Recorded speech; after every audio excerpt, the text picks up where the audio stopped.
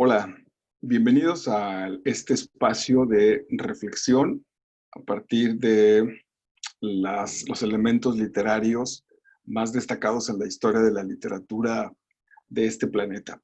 Esta es la tercera de las cápsulas que estoy trabajando con ustedes acerca de las funciones del arte. El maestro Alain de Botton menciona como número 3 la función de la tristeza. El arte, entonces, por medio de los juegos de los escritores o de cualquiera de los artistas, nos va a permitir que en la obra se tenga un momento, en el caso de la literatura, en la narración, en el poema, mientras pasa el momento de la lectura, donde se haga un quiebre, una reflexión, una flexión hacia nosotros para reconocer en este caso, en este momento, la tristeza.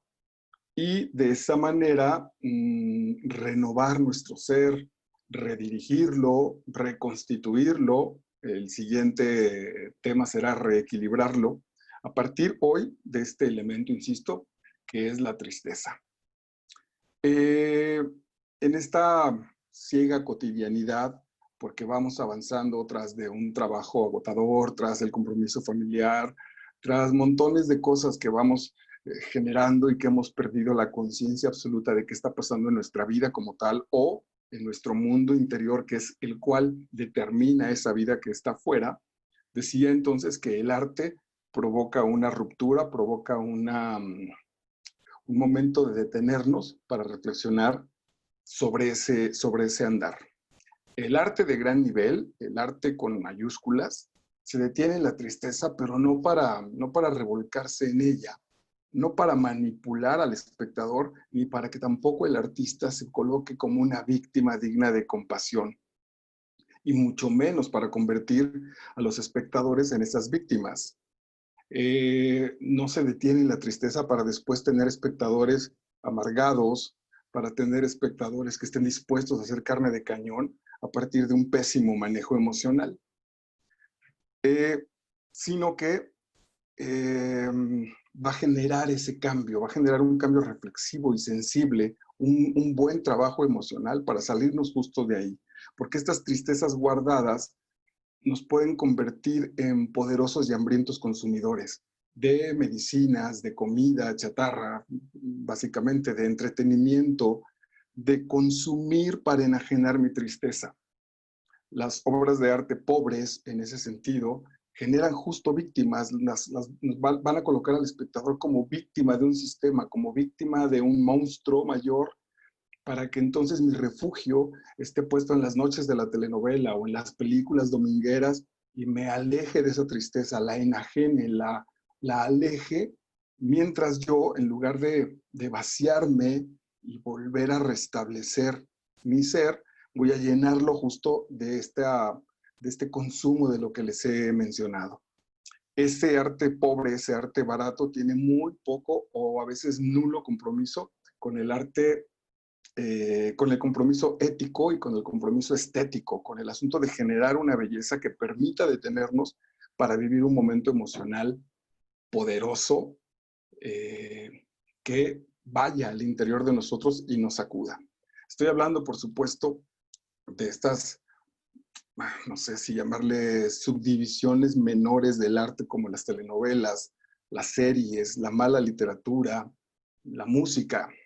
Eh, Particularmente me quiero detener un momento en la música porque aparentemente es uno de esos elementos cuando es pobre, cuando nos coloca como víctimas, cuando pretende generar que solo lo consumamos por consumirlo, es uno de esos elementos que se cuela un poco de manera ciega, un poco de manera inconsciente. Como sea, ponernos a leer algo, prender la televisión, conectarnos al internet, implica cierta acción. Pero la música puede estar en un lugar donde no depende de nosotros que la sigamos consumiendo o escuchando. Y entonces la música de baja calidad se cuela y nos coloca como víctimas del amor, del abandono de los hombres. A los hombres nos lleva a un machismo simplón, barato, lleno de poder.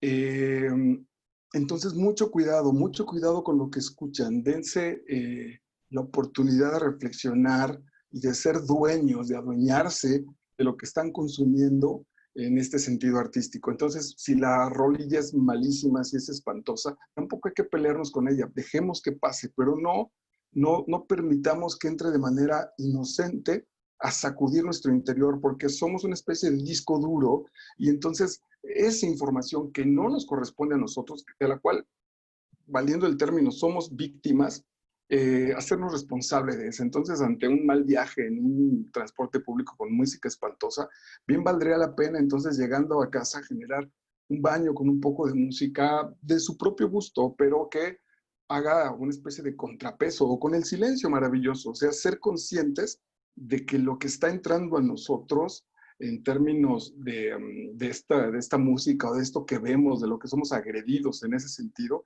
ser conscientes nosotros y aprender a hacer nuestras coladeras, que no pase todo de manera tan sencilla. Y además está mencionarlo con respecto a los niños, por ejemplo. No se trata de moralizar, porque a veces incluso se puede tener una rola pésima. El otro día veía un comentario que querían hacer, provocar que un cantante dejara de publicar sus canciones espantosas, misóginas, a más no decir. Y yo comentaba que valdría la pena tomar esa rola. Yo no tengo hijas, pero valdría la pena tomar esa rola y presentársela a alguna alumna joven y decirle, a ver, mira lo que escuchas, mira lo que en las fiestas bailas, lo que está diciendo, en qué posición te está poniendo este tipo. Entonces, si el ritmo te gana y lo quieres bailar, adelante, pero ya eres consciente, ya no pasa por encima de nosotros esa maquinaria de escupir arte barato.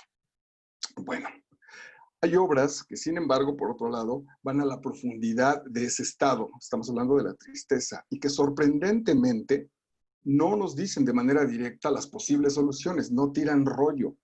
Se acercan respetuosamente a las situaciones, en este caso del elemento de la tristeza, se acercan con mucho respeto y con mucho cuidado, con mucho valor a la vida de los personajes.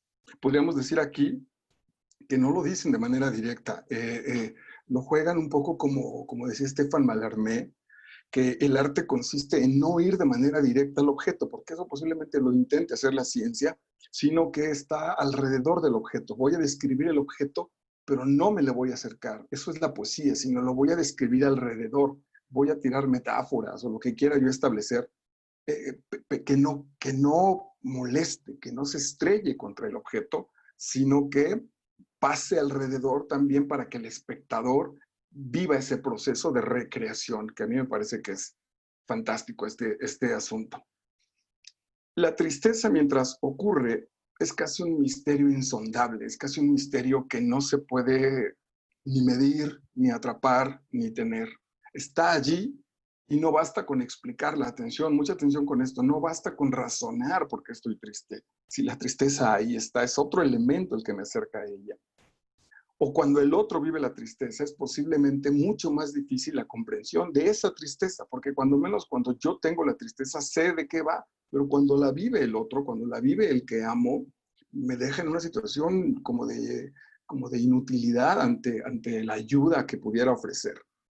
Yo creo, a nivel personal, que la compañía, el acompañar a la persona triste y el silencio, ambos estos conceptos entregados de manera muy amorosa, puedan acaso ser una caricia para el corazón de la persona lastimada. Eso, pues está alguien triste y entonces yo estoy ahí atento, le aviso que estoy para servirle, que ahí me encuentro, y guardo silencio, dejo de hacer juicios, dejo de intentar sacarlo incluso de ese proceso, respeto su ser y estoy en guardia de lo que se pudiera necesitar.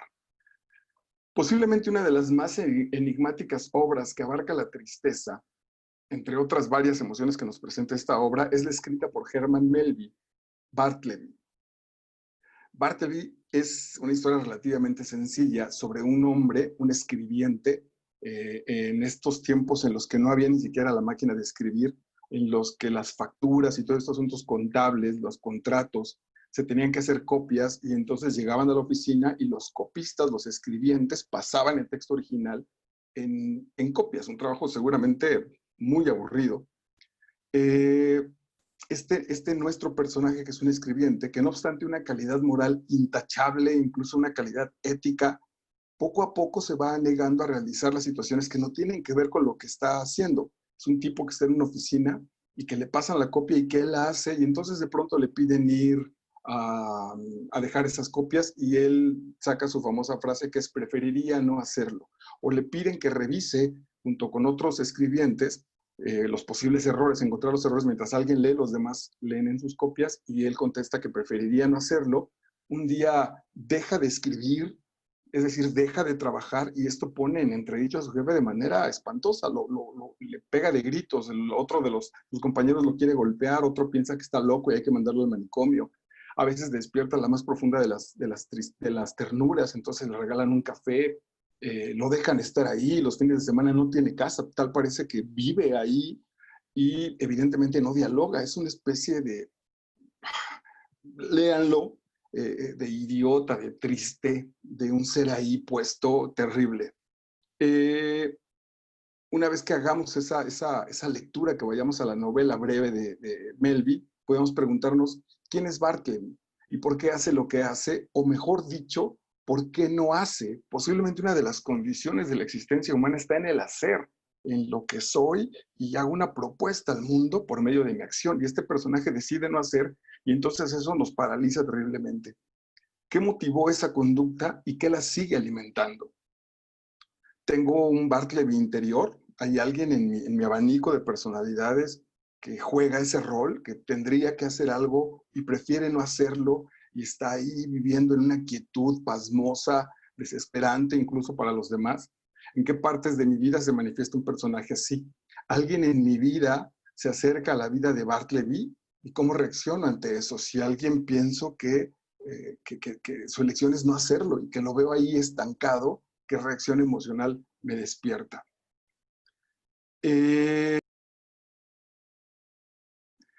En la especie de postdata del texto, después de la muerte de nuestro personaje, recuerden que viene la narración del jefe de nuestro personaje y entonces termina, va a parar finalmente a la cárcel y tiene una muerte relativamente suave, pareciera que está durmiendo, y entonces agrega una especie de postdata el narrador para explicarse qué sucedió con este personaje, en el cual nos dice que la conclusión de la conducta del escribiente está basada en rumores, pero no hay nada cierto, como para además alimentar nuestra pregunta de qué pasa con este personaje, que esa cosa que nos desespera, por qué está triste, qué le sucede, va apenas a apuntar una posible conclusión.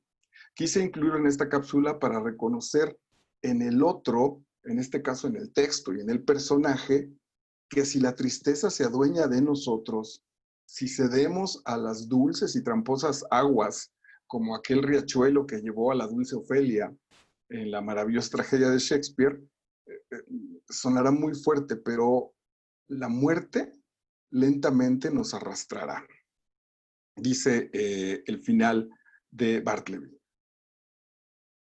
Parecería que no hay necesidad de proseguir con esta historia. La imaginación suplirá con facilidad el escueto relato del entierro del pobre Bartleby.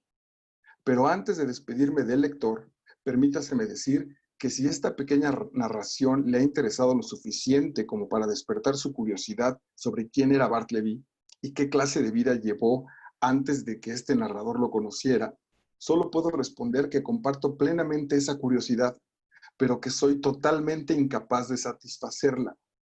A lo mejor no solo con este personaje que nos llama la atención, sino somos capaces de decir algo de alguien, aunque esté cerca y aunque sea todo lo contrario a nuestro personaje. Sin embargo, en este punto no sé si debería divulgar un pequeño rumor que llegó a mis oídos unos meses después del fallecimiento del escribiente. ¿Sobre qué base se sustentaba? Nunca podría determinarlo y por lo tanto no podría decir qué tan cierto es. Pero considerando que este vago rumor ha sido de cierto interés extraño y sugestivo para mí, por triste que sea, puede resultar interesante también para otras personas. Así que lo mencionaré brevemente. El rumor era este, que Bartleby había sido un empleado subalterno en la oficina de cartas muertas en Washington, de la que fue repentinamente despedido por un cambio en la administración. Cuando pienso en este rumor, no puedo explicar adecuadamente los sentimientos que se apoderan de mí. Cartas muertas. ¿No suena como a hombres muertos? Imagínense a un hombre, por naturaleza y desventura, propenso a la pálida desesperanza. Habrá otro trabajo que parezca más apropiado para agudizarla que manejar continuamente estas cartas muertas y clasificarlas para lanzarlas al fuego, porque año tras año las queman por montones. A veces el pálido empleado extrae del sobre un anillo. El dedo al que estaba destinado quizá esté pudriéndose en la tumba. Un billete enviado con pronta caridad. Aquel a quien habría aliviado ya no come ni siente hambre. Perdón para quienes murieron afligidos. Esperanza para quienes murieron sin ilusión. Buenas noticias para quienes murieron ahogados por calamidades sin alivio. Con mensajes de vida, estas cartas se precipitan hacia la muerte. Hay Bartleby, hay humanidad.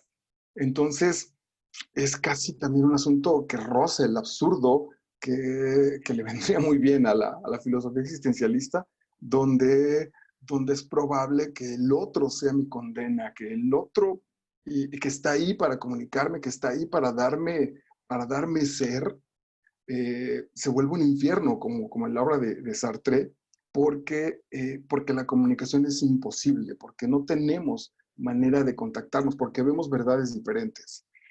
Muy angustiante, sin duda. No voy a dejar pasar lo que ya he mencionado en la obra de Melville. La muerte a partir de la tristeza, en este caso del personaje de Bartleby, lleva muchos años. Es una muerte muy lenta y se diluye de manera breve, como si se deshiciera con el propio oleaje de la violencia que traía. Como la actividad de copiar a mano cartas muy aburridas y llenas de tecnicismos. En Hamlet, la tristeza de Ofelia es abrasadora, Hamlet llega, está cargado de esperanza para Ofelia, porque no obstante que viene por un elemento negativo que es la muerte de su padre, a Ofelia la llena de esperanza porque se pudiera realizar ahí una boda, porque pudiera tomar forma esa relación. Y sin embargo recibe el rechazo de Hamlet, y eso se vuelve una avalancha que arrasa con los sentimientos de Ofelia. Es muy probable que el buen Shakespeare haya provocado que este mundo podrido de Dinamarca haya arrasado la nobleza y la inocencia de Ofelia como una consecuencia. No es un personaje básicamente principal en la tragedia en cuanto a los mecanismos, pero es el principal más inocente, el cual esta tragedia, esta podredumbre danesa la arrasa. Y esto es profundamente triste. Dice Gertrudis, la madre de Ofelia, en el final del cuarto acto acerca de la muerte de la pequeña Ofelia. No sé si Gertrudis es la mamá de Hamlet, perdón, creo que dije de Ofelia, es la madre de Hamlet. Hay un sauce de ramas inclinadas sobre el arroyo en el cristal del agua, que en el cristal del agua deja ver sus hojas cenicientas. Esto es muy bonito, es pura poesía del buen Shakespeare. Va el arroyo y el sauce deja el árbol que está aquí, tiene unas ramas que invaden, digamos, el espacio del río. Y en el reflejo que hace el río de esas ramas, se ven las hojas cenicientas, las hojas muertas, como si ese arroyo también fuera un espejo profundo de nuestras tristezas, de nuestra muerte. Con ellas hizo allí guirnaldas caprichosas y con ortigas y margaritas y esas largas orquídeas a las que los pastores deslenguados dan un nombre grosero, pero nuestras doncellas llaman dedos de muerto. No es gratuito que esas ramas se llamen dedos de muerto y que atrapen el cuerpo de Ofelia en esta tragedia. Cuando estaba trepando para colgar su corona de hojas en las ramas sesgadas, se coronó su soledad, se coronó, Hamlet la mandó y le dijo que se largara a un convento, y Ofelia, llena de tristeza en ese despecho brutal, se hace una corona con naturaleza muerta. Cuando estaba trepando para colgar su corona de hojas en las ramas sesgadas, una envidiosa rama se quebró, cayendo ella y su floral trofeo al llanto de las aguas. Esta frase es profundamente hermosa. Ese riachuelo cuyo ruido es llanto, al llanto de las aguas. El correr, en lugar del correr, pone el llanto de las aguas. Las lágrimas también corren. El símil es verdaderamente hermoso. Su vestido se desplegó y pudo así flotar un tiempo, tal como las sirenas, mientras cantaba estrofas de viejos himnos, como quien es ajeno al propio riesgo, o igual que la criatura oriunda de ese elemento líquido, como si Ofelia fuera de agua. Aquí habrá que investigar también la poesía del agua de este maestro francés.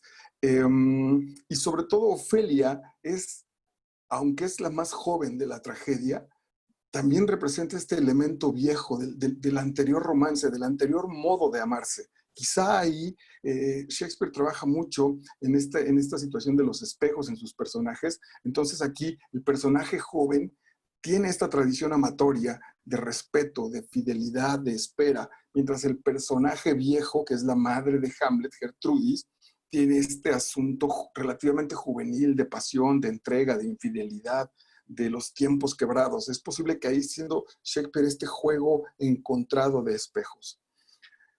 No pasó mucho tiempo sin que sus ropas, cargadas por el agua embebida, arrastraran a la infeliz desde sus cánticos a una muerte de barro. De estar cantando en la superficie del agua, se fue hundiendo por el peso del vestido y de la humedad en el vestido, hasta que el barro de la profundidad del arroyo la atrapó, la comió en ese sentido, y no sé si de manera cristiana, entonces polvo eres y en barro te convertirás, valiera ese asunto de Ofelia que salió como una flor de la naturaleza, va a regresar a ese elemento a partir de la tristeza.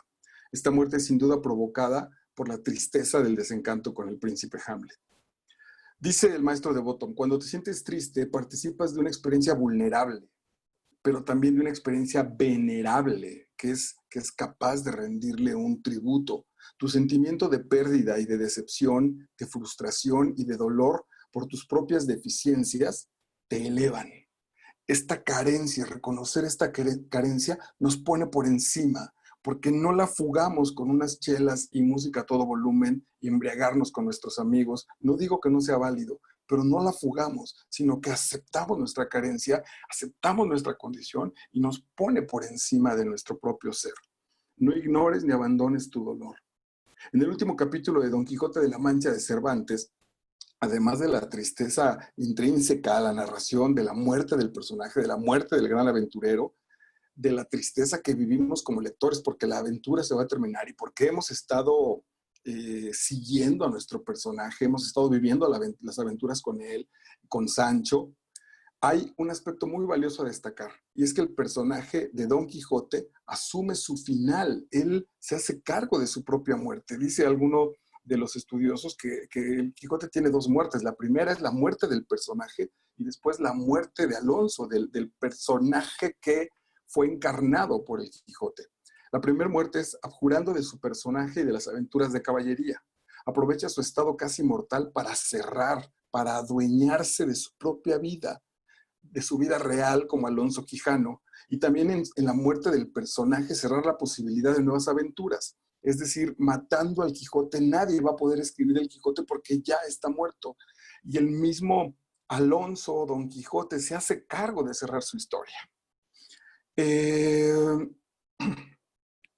Además, que no es el espacio aquí, de que esa muerte lo que provocó en la estructura de la novela moderna, lo que generó a partir de la escritura del Quijote, todos los cambios, lo que es posible que haya hasta definido el género de la novela, pero bueno, no, esa parte técnica no nos corresponde en este momento. Lo cito como un ejemplo de la toma de posición y de la postura ante la vida, cómo la tristeza, cómo la muerte no nos enajena, sino en nuestra tremenda libertad por nuestra propia vida somos capaces de adueñarnos de esos elementos, casi con humildad, para reconocer que por profunda que fuera mi tristeza, nuestra tristeza, hay algo mucho más grande que ella, que es la vida. Don Quijote se supera como el héroe que ha sido a su propia tristeza, porque sabía que la muerte era parte de su vida, se adueña de ella y se la entrega a este mar, a este riachuelo poderoso, a este río poderoso, que más allá de generar mi tristeza egoísta, la entrego como un elemento más que nutrirá las aguas de la hermosísima y profunda vida. Dice en el capítulo 74, y nos estará acompañando intermitentemente la imagen del Quijote de Pablo Picasso. Como las cosas humanas no sean eternas, yendo siempre en declinación de sus principios hasta llegar a su último fin, especialmente las vidas de los hombres, y como la de Don Quijote no tuviese privilegio del cielo para detener el curso de la suya, llegó su fin y acabamiento cuando él menos lo pensaba. Porque o ya fuese de la melancolía que le causaba el verse vencido, o ya por la disposición del cielo que así lo ordenaba. Hice un corte, así que no, esto no es literal, tengo un corte para facilitarlo con ustedes por cuestiones de tiempo.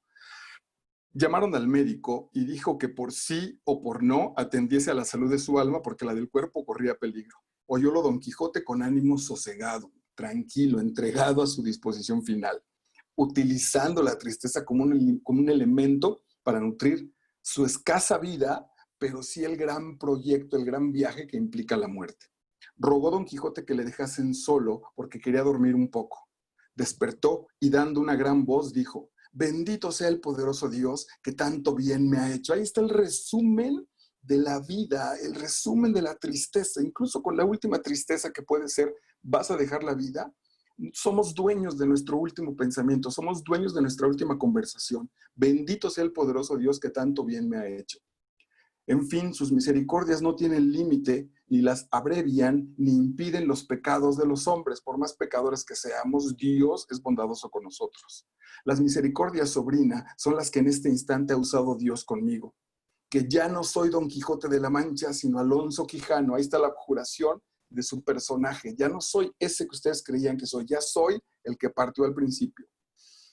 A quien mis costumbres me dieron renombre de bueno, era una buena persona.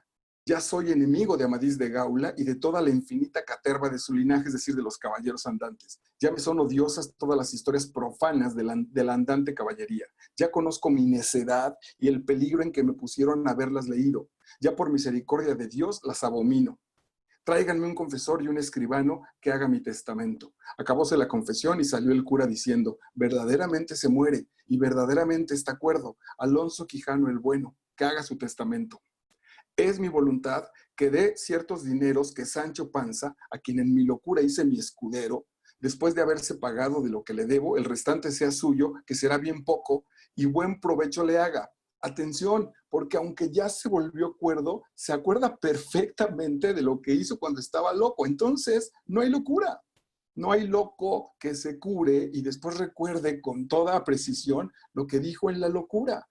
Es decir, está adueñándose de su escena, está adueñándose de su mundo. Y si como estando yo loco, fui parte para darle el gobierno de la ínsula, pudiera agora, estando cuerdo, darle el de un reino, se le diera, porque la sencillez de su condición y fidelidad de su trato lo merece. No hay con qué pagar eso, pero la herencia, el dinero que le va a dejar, es un homenaje a su condición de sencillez y a la fidelidad. Perdóname, amigo, le dice a Sancho, de la ocasión que te he dado de parecer loco como yo, haciéndote caer en el error en que yo he caído, de que hubo y hay caballeros andantes en el mundo. Escuchen la tiernísima respuesta de Sancho. Ay, respondió Sancho llorando, no se me muera vuestra merced, sino tome mi consejo y viva muchos años, porque la mayor locura que puede hacer un hombre en esta vida es dejarse morir, sin más ni más, sin que nadie le mate, ni otras manos le acaben que las de la melancolía. Mire, no sea perezoso, sino levántese de esa cama y vámonos al campo vestidos de pastores como tenemos concertado. Quizá tras de alguna mata hallaremos a la señora Dulcinea desencantada. Que no haya más que ver. Si es que se muere de pesar de verse vencido, écheme a mí la culpa diciendo que por haber yo cinchado mal a Rocinante, le derribaron. Cuanto más que vuestra merced habrá visto en sus libros de caballerías ser cosa ordinaria derribarse unos caballeros a otros. Y el que es vencido hoy, ser vencedor mañana. Es sumamente tierno, le está diciendo, no deje la locura, ya me convenció a mí en esa locura. Continuémosla, levántese, yo me culpo. Es mi voluntad que si Antonia Quijana, mi sobrina, quiere casarse, se case, porque acuérdense que Alonso era un poco necio, y entonces estaba buscando a la esposa, a su sobrina, y estaba determinando, era un hombre que controlaba. El Quijote no, el Quijote daba, el Quijote entregaba. Suplico a los dichos señores, a sus amigos, que si la buena suerte les trujera a conocer al autor que dicen que compuso una historia que anda por ahí con el título de Segunda parte de las hazañas de Don Quijote de la Mancha, de mi parte le pidan cuán encarecidamente ser pueda, perdone la ocasión que sin yo pensarlo le di de haber escrito tantos y tan grandes disparates como en ella escribe, porque parto de esta vida con escrúpulo de haber dado motivo para escribirlos. Ante esta situación de que alguien escribió, empezó, quiso agandallarse el personaje del Quijote y empezó a escribir, el Quijote cierra, pero pide perdón. Para eso es la tristeza, para restablecer el asunto de manera desde el corazón, no desde la revancha, no desde el dolor. Cerró con esto el testamento y tomándole un desmayo, se tendió de largo a largo en la cama. Alborotáronse todos y acudieron a su remedio, y en 3 días que vivió después, andaba la casa alborotada, pero con todo y el alboroto y la tristeza que inundaba, comía la sobrina, brindaba el ama, y se regocijaba Sancho Panza, que esto del heredar algo borra o templa en el heredero la memoria de la pena, que es razón que deje el muerto. Es decir, sí estoy triste, pero lo que me dejaste de herencia me pone contento. Entonces, ¿te vas a morir? Bueno, pues el muerto al pozo. Este fin tuvo el ingenioso hidalgo de la Mancha, cuyo lugar no quiso poner Cide Hamet o Jamete puntualmente por dejar que todas las villas y lugares de la Mancha contendiesen entre sí por ahijársele y tenérsele por suyo. Es decir, no dijo dónde se va a morir, entonces todas las provincias se van a pelear dónde se murió. Como contendieron las 7 ciudades de Grecia por Homero. Déjanse de poner aquí los llantos de Sancho, sobrina y ama de Don Quijote. Verdaderamente ya se ha tendido de largo a largo, imposibilitado de hacer tercera jornada y salida nueva, es decir, el tercer tomo, que bastan las 2 que él hizo, tan a gusto y beneplácito de las gentes a cuya noticia llegaron, así en estos como en los extraños reinos, es decir, hasta dónde llegó la lectura del libro. Atención, que el libro, este es el gran elemento también de la novela del Quijote, que pareciera que, no pareciera, la novela es consciente de su proceso como novela, es consciente de su proceso como libro. Y yo quedaré satisfecho y ufano de haber sido el primero que gozó el fruto de sus escritos enteramente como deseaba, pues no ha sido otro mi deseo que poner en aborrecimiento de los hombres las fingidas y disparatadas historias de los libros de caballerías, que por las de mi verdadero Don Quijote van ya tropezando y han de caer del todo sin duda alguna. Vale, se despide y ese es el final de la novela. Estoy intentando cambiar la atmósfera de la tristeza para que una vez que esté esa tristeza, el personaje se adueñe de ella y siga domando, siga cabalgando ese sentimiento. Para eso es. Una de las cosas relevantes que sin querer el arte puede hacer por nosotros es enseñarnos a sufrir de manera más provechosa.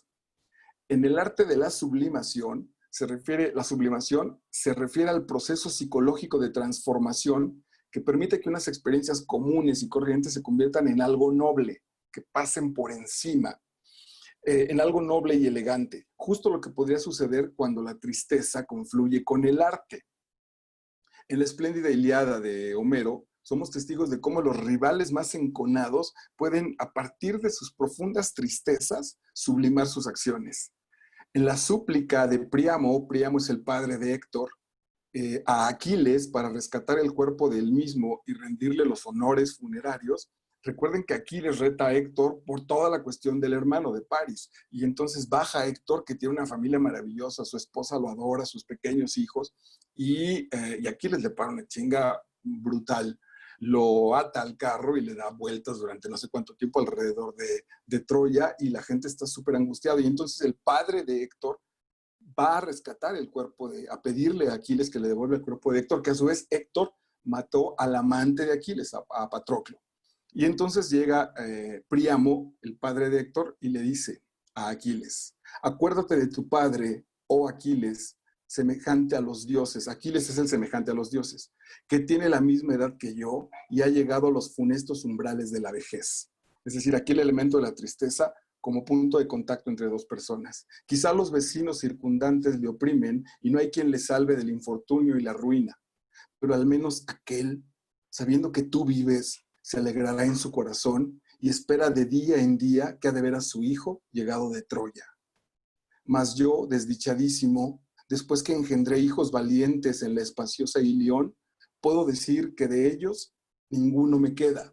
Aquí corté un elemento que anunciaba que Príamo había tenido 50 hijos, 19 de los últimos 19 con la misma mujer, que era, de estos el mayor había sido Héctor.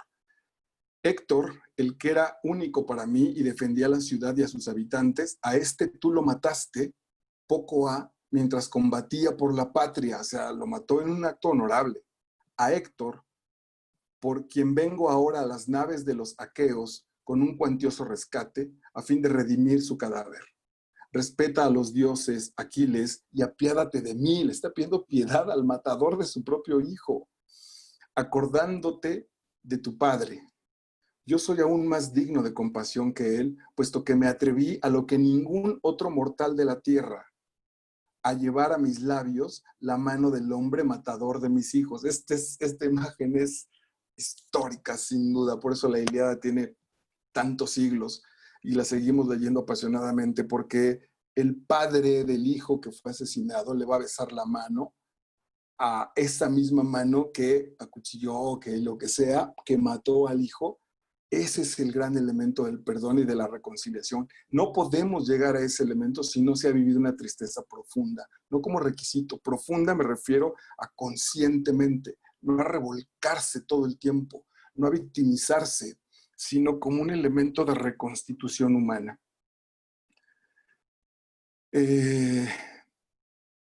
Así habló. A Aquiles le vino deseo de llorar por su padre, y tomando la mano de Príamo, le apartó suavemente. Los dos lloraban afligidos por los recuerdos. Príamo, acordándose de Héctor, matador de hombres, derramaba copiosas lágrimas postrado a los pies de Aquiles.